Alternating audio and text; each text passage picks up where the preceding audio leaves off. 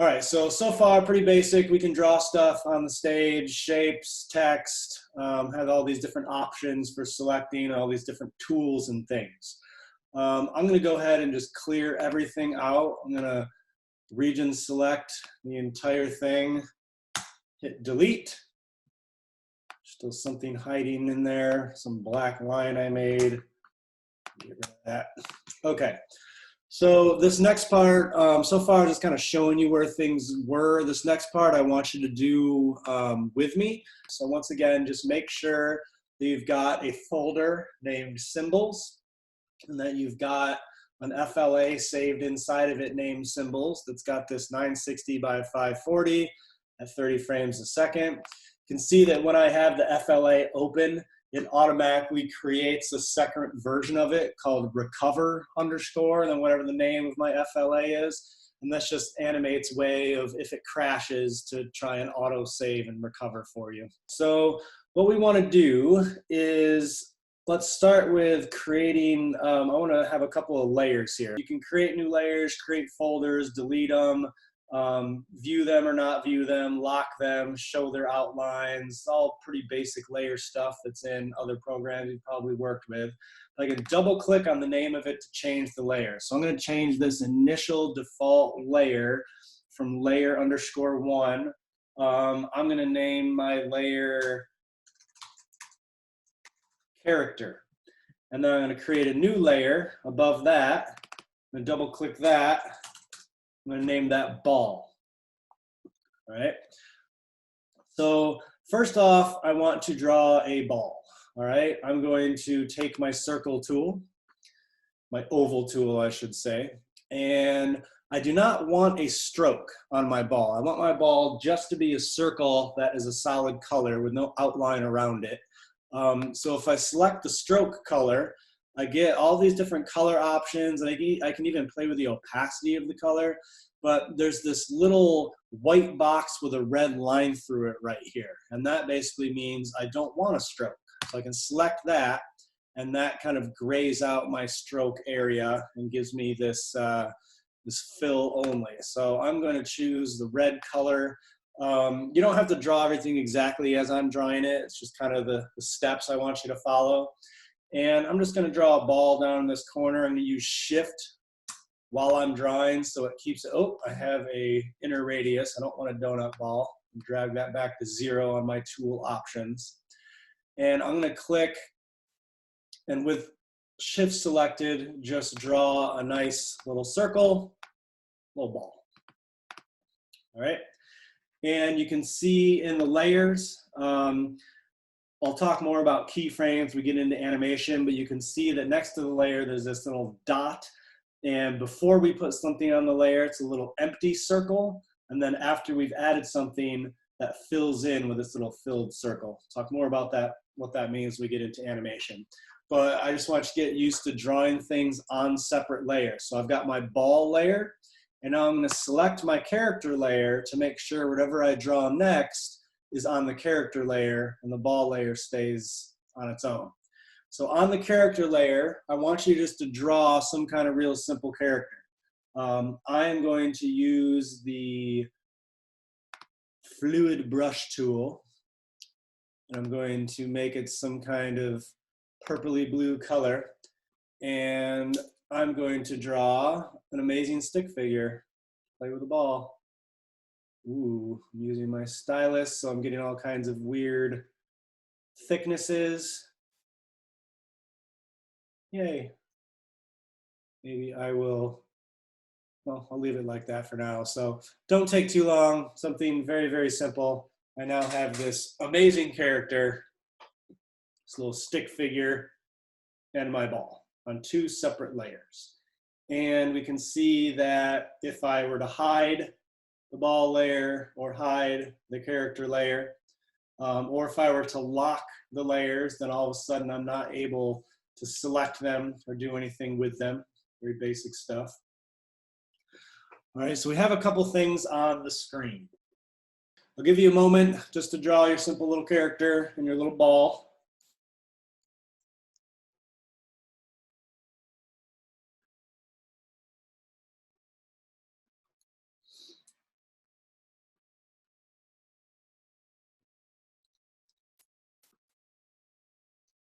All right, everybody with me?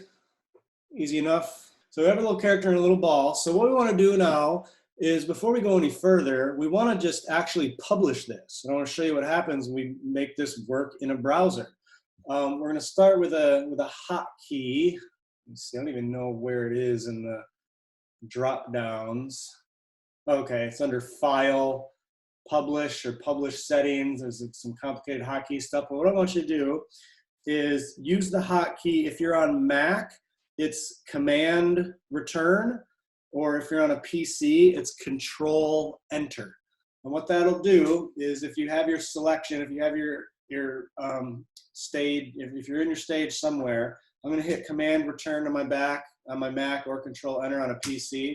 And what that will do is that will automatically publish your project, and it will open it in your default browser. And poof, there I see my character with my little ball. So I want everyone to try that real quickly. Just go ahead and hit either Command Return or Control Enter, and just make sure that it properly publishes and opens in the browser for you to see. So now what's important, not so much that, okay, great, I can draw a stick figure and a ball like I'm in kindergarten and put it on the screen in the browser. What's important is to look at what Animate did when we hit Control Enter to publish this. So let's go back, not necessarily to Animate, but let's go back and look at your folder where you saved your FLA file. And you can see there's more stuff in here now. So this is, again, why I want you to have a folder to keep this stuff in. And I want to show you what it's done. So we have our original FLA file, and then we've got this backup. And what it did is it automatically created an HTML file, and it created a JavaScript file. And it also created an images folder, and it made a little, I'm not sure why the ball's not part of that, maybe because it's a simple shape, but it automatically created an image out of my character as a PNG, and it's using all of these things to draw onto the browser. So you don't need to understand what's in these or how these work. That's why it's nice to use Animate. I am going to real quickly, just to show you what's under the hood, I'm going to open both the HTML file and the JavaScript file in a code editor. And this is the HTML file, and this is housing our project, and it's got a whole bunch of scripts in here to deal with fonts and just a whole bunch of stuff. But then down here, we have this single canvas tag, and this is what everything is being drawn on. The rest of it is all just kind of set up stuff that Animate does for us, and everything gets drawn into this canvas tag. I can click on the JavaScript file and see that even though I just drew a stick man and a ball and have nothing else going on, this is already 179 lines of code. And what this is doing is, basically, when you publish, it's taking all the information from this and it's writing HTML and JavaScript for you, so that then the browser can read it and check it out. So you're never going to have to deal with the code at this level. I just kind of want to point out what's happening when you publish and how important it is to make sure that you're inside of a folder, because if I were to put this online, I'm going to need both the HTML file and the JavaScript file and the images folder in order for it to show up. So it's really important for these all to be grouped together, rather than just willy-nilly having Animate files floating around on your computer with published files. Maybe it's still next to them, maybe it's not. So really, really important to keep things together in a folder because of that. I will talk a lot more about that as we get further along and we actually import images into this. For now, you can suffice to say that some vector shapes it's going to automatically create an image out of, some it's not. So like in my case, I can see that it didn't create one out of the ball, but it did create one out of my stick figure. And I think Animate tries to guess, like, if a shape is complicated enough, it'll make an image out of it. If it's not, it'll leave it vector. So it's not too big of a deal for right now that you're not seeing an images folder show up, as long as when you hit Command Return and you see what you had done in the browser, then you're fine. Okay, so now that you've kind of seen that it just magically makes these files in the background, let me step you through creating a symbol. Now a symbol, there's 3 types of symbols in Animate. There's a graphic symbol, a button symbol, and a movie clip symbol, all 3 of which have different functionality and will do different things. Right now, I'm just going to teach you how to make a graphic symbol, which is the basic building block of doing things in this program, because before we do anything with interactivity or animation or anything that we're going to want to animate or make interactive is going to have to be a symbol first. Let me show you how that works and what that means. So when something is not a symbol, you can select individual pieces of it and you can kind of see the pixels. So like right now, my ball, if I were to region select into part of it, I can just grab a piece of it and move it away. It's a raw shape, right? It's just a shape. If I were to just try and select my character, if I click in the body, sure, it grabs the whole body, but it doesn't get any of the face unless I actually shift, select. I could actually grab it, grab half of it. All right, so by default, these shapes are kind of just these pixel-based vector objects. Not really pixel-based, but they're these vector objects that you can get individual pieces of. When we create a symbol, it's kind of like grouping things to say, hey, I don't want this to be broken up into smaller pieces. I want this to all act as one object. So let's start with making a symbol out of the ball. I'm going to select the ball on the stage. And notice that when I select it, it changes to object over here in the properties panel, and it says shape right here. It's telling me what this is. This is indeed a shape. These icons are new in 2020. What are these? Span to fill, create object, convert to symbol. Oh, there's a convert to symbol icon. Well, that's interesting. So there are several ways to do the same thing inside of this program, probably inside of most programs. So to create a symbol, there's like 4 different ways we can do it. I'm going to kind of show you where they're all at, and you can get comfortable with whatever way you feel is comfortable, you feel works best. I typically use hotkeys because that's just what I'm used to, and I think they're a little faster. But to create a symbol, you could use this little icon. This is new here. It's like a little arrow pointing at a clover or something, this convert to symbol button. I can click on that and I'll get this convert to symbol dialog box. For right now, I'm going to hit cancel and just show you all the ways you can get the same dialog box. So with the object selected in the properties panel, I can click convert to symbol, or I could just right click on my object and go down to convert to symbol, does the same thing, or I could go to modify, convert to symbol. Now notice if I right click or I use modify, there's a little F8 hiding over here. That's what I use when I'm gonna create symbols, is I will just use the F8 on my keyboard, which does the exact same thing. There's different function keys, F5 through F8, that will do different things in this program that I will expose you guys to. You don't necessarily have to use the hotkey, but I recommend it because I've just used this program for years and at a very, very high level. And you know, if you're sitting there for hours working on something, you know, any program, learning a few hotkeys will really boost your productivity. And when you get into the workspace, whether you're freelancing and working for yourself or you're working in an agency or a small company or whatever, your time is money, and being able to find small little tips and tricks that will make you more productive will really advance your career and your salary. So however we do it, if you use the hotkey, one thing that I do on a Mac is I'll have to open my system preferences, because sometimes Macs don't necessarily have the function keys by default. You can open keyboard in your system preferences. Usually on a PC they're there. And I have this checked, use F1, F2, etc. keys as standard function keys. With that checked, I'm able to just tap those on my keyboard and they do what the function key does instead of like open iTunes or change your volume or some random thing. You may see an FN key on your keyboard, which stands for function. You may have to like hold that to be able to use the function keys, but that's something you can kind of play around with on your own. For right now, at least use one of the methods, either right click to modify, convert to symbol, click the convert to symbol icon, or use F8. I'm sorry if that sounds a little confusing. I just want to point out that there's several places to do the same thing. And that's really common with most software. There's usually a spot to do it with a button on the interface. There's usually a context-sensitive right-click menu. You can usually get to the same thing in a drop-down at the top, and there's usually some kind of hotkey involved too. So for now, I'm just gonna press this, and now we've got our convert to symbol dialog box, all right? What we can do is, first off, before we even worry about the name, we wanna change the symbol type. We can explain, there's 3 types of symbols. I'll show you how they all work and what they look like in time.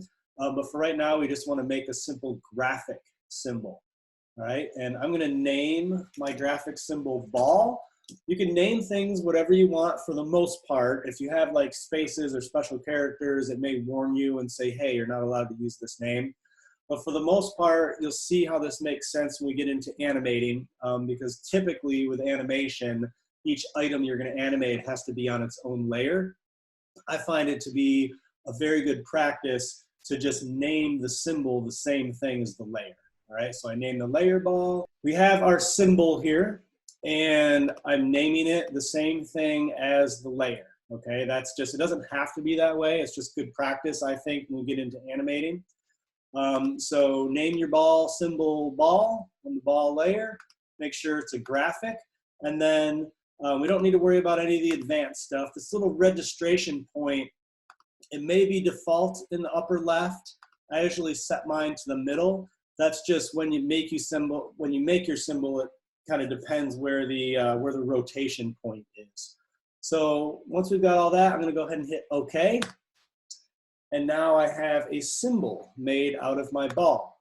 We're gonna make a symbol out of the character also, and then I'm gonna show you what exactly that means and what that's doing, okay? So next I wanna make a symbol out of the character. Now, I wanna be real careful when I'm making symbols to make sure that I select everything, okay? So for example, if I just click on this character, if I were to make a symbol out of this selection, I would be missing the face, okay? I need to make very, very sure that everything I'm trying to select is selected before I make my symbol. You can select things again just by shift clicking and grab everything, or you can region select to grab everything. Or another thing you can do is, I mentioned these little circle keyframes down here next to the layer name. If you click on that little circle, it will also automatically select everything that's on that layer. So usually when I'm making symbols and things, I'll just kind of nudge or move it around a second just to make sure that I have everything selected, and maybe hit undo to get back where it needs to go. So just make sure your entire character is selected, as glorious as that character may be. My awkward kindergarten, finger drawing here. This time I'm going to hit F8 on my keyboard, but the same thing is hitting the convert to symbol button. And I'm going to leave it a graphic symbol. I'm going to leave the registration in the middle, and this time I'm going to name it character. So now I have these 2 symbols on my scene. Now, before I go any further, I'm actually going to save my file because we haven't done that yet. I'm just going to go to File, Save, and we already set it up. So all that's doing is just go ahead and saving this FLA and even the recover file as well. Okay. So now let me show you what these symbols actually do. The first thing they do is, if you look at your library, mine is a little tab that's right next to the properties. It's where it should be. If you don't see it there, again, you can always go to Window to find any missing window. Just go to Window, Library, and that should make it show up. You can drag it somewhere if you want. I do like mine. You can drag it separately. I do like mine to be a little tab with this property so I can switch back and forth between the 2. But what the library does is it holds all your symbols. So it was totally empty until I added these into the library. So now that these are in the library, you don't have to do this part with me. I just want to show you. But go ahead and just watch my screen for a moment. I can delete this stuff off the stage. Oh no, all my hard work of my character and ball are gone. But wait, they're not gone, because I can simply drag them from the library back onto the stage. I want to make sure I'm on the correct layer, so I just drag the ball onto the ball layer. Now I'll select the character layer right now, which is empty. See that little empty keyframe there? I can drag my character, and whether I drag from the name or I drag from the little window up here, I can drag it back onto the screen, all right? I can also, which is interesting, I can also drag multiple copies of the same symbol. In fact, I want you to do that for me right now. I want you to go ahead and make sure you have 3 copies of the same symbol on your character layer. We've got 1 copy of our ball symbol here. All right, so we can have as many copies as we want of our symbol. And once we've got 3 copies, one of them just leave normal. The other 2, I want you to change around a little bit using the free transform tool. So again, the second tool down, this free transform tool. This first one, I'm just gonna flip upside down. And then the second one, maybe I'll make a bit skinnier, a bit shorter, maybe rotate a little bit, move it to, do all 3. So what these symbols are is these act as like a template of an object that we can then use multiple copies of, and we can change their rotation and their skew and their all these different properties of them. But ultimately, we can still get inside of the symbol to edit it, and it will edit all of these objects at once. And this is kind of the first step and the first building block of wrapping your mind around how we're going to end up building things in this program, is by using these symbols. So now what we're going to do is I'm going to show you how to go in and out of edit symbol mode. Okay, so if I wanted to edit this symbol, for example, so let's say I want to change my ball. Let's say I want to change the color of my ball. Right now, if I'll use the selection tool. If I just select my ball and look at the properties panel, there's nowhere for me to change the color anymore. Before, when I selected that, I could see the shape, it would say shape, and I could, change the color. But now it has some different properties, because now it's showing me that it is a graphic symbol. It's showing me it's a graphic symbol. It's showing me it's an instance of ball, which instance just means like a copy of the one from the library. And then I can play with the position and the size and where it's at. I'll get to this color effects thing a bit later. But ultimately, these are the symbol properties, and I would have to go inside of the symbol to change it. Now, you can go inside of a symbol through the library. If I were to just, here, before I do it, notice up here in the upper left where it says Scene 1, okay? This will end up being, Scene 1 represents our main scene, our main timeline where we start everything out. We're gonna end up having different timelines. Each symbol has its own timeline and its own set of layers. And you'll see that we'll continue adding to that concept, and we'll get more and more complicated because it can be very, very powerful for us to build complicated hierarchies and complicated relationships and nested objects. And we can do quite a bit. But for today, I just want you to wrap your mind around the idea that each symbol has its own set of layers and its own timeline. I'll show you what I mean by that. If we go to the library where you can actually see your symbol in this little window, I'm going to double click, and it takes me to the ball. And I can see up here now in the upper left, this is kind of like our breadcrumb trail showing us what level we're at. We are no longer at the Scene 1 level. We are inside of the ball symbol. And we have this little arrow that lets us click back and go back to the main scene where it says Scene 1. So again, I can double click and go inside of the ball symbol. And notice that my layers change. So at the main scene, I've got my ball layer and my character layer. And then when I go inside of my symbol, it is back to just layer 1. So this is a completely different set of layers and a different timeline inside of this symbol. Now, once I'm inside the symbol, this is a shape again. So if I select it and I look at the properties panel, I can now change the color. And if I go back to the main scene, I can see that that changed on the main scene. Now, it's a little wonky to go in and out of the library, because like, let's, for example, go inside of the character and it takes you out of the context of what else is on the screen. Okay, so you can technically double click on the little window in the library to edit any symbol that you create, but it's usually done by double clicking on the actual stage and going into what's called symbol edit mode.